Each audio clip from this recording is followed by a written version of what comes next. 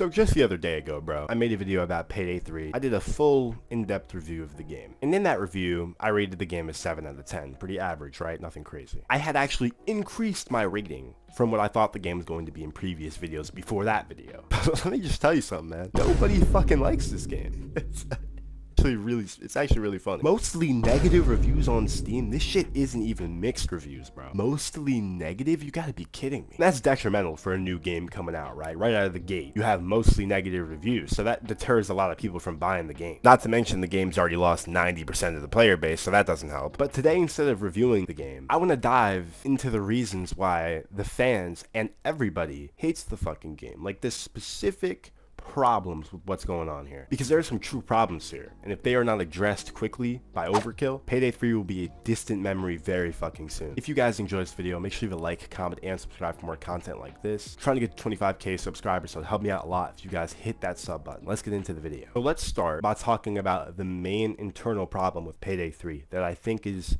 kind of culminating all this midness, all this anger. Payday 3 is Call of Duty. The game has shifted from this tactical, pre-planned, methodical heisting game to an arcade, straight-up shooter. Getting rid of features like concealment levels, skills that prioritize or enhance stealth, and most of the heists feeling like they should be done loud. The whole idea of the overkill weapon is a loud concept. It's clear that this game has moved away from true heists and is now just more of a shoot-'em-up mission type of game. Now, while some people might like that more, I feel like it's taken a lot away from the game. Like, you know, they removed pre-planning from any heist in the game. There's no more true preparation, which only reinforces my point. No crime.net.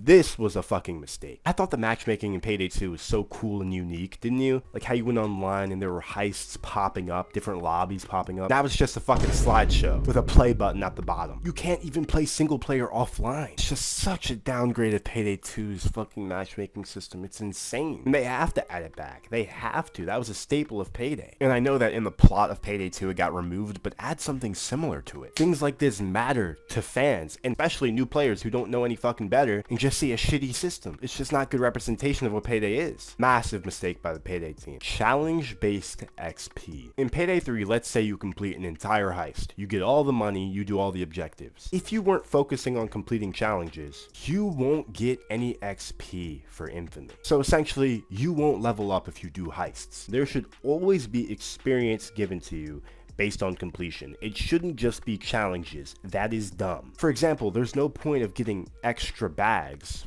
from a heist because completing it wouldn't give you more XP, which basically cuts off a big incentive of progression because of a choice. Not much that needs to be said about that. That needs to be changed fucking now. The skill system. I talked about this in my last video and it's very, very true. There are no abilities in Payday 3. In Payday 3, the entire skill system is based off buffs, from grit to rush, instead of actual functioning game changes. This is a straight downgrade of Payday 2's skill system and removes the specialist feeling of choosing a build. All skills are based on how you want your character to play and not how it fits into a team. I personally feel out of everything I'll say in this video, this is the biggest issue. Not to mention there are only 8 heists, 4 of which are boring as hell and you're not going to want to play more than 3 times, especially with the new XP system. There are no more in-depth weapon stats, basically just making you pick which ones look the coolest and going with it. They removed the safe house from the game completely. There's only 9 primary weapons in the fucking game. Atrocious server performance, endless assault waves, terrible cop AI, unrealistic civilian trade system. There are so many problems here, okay?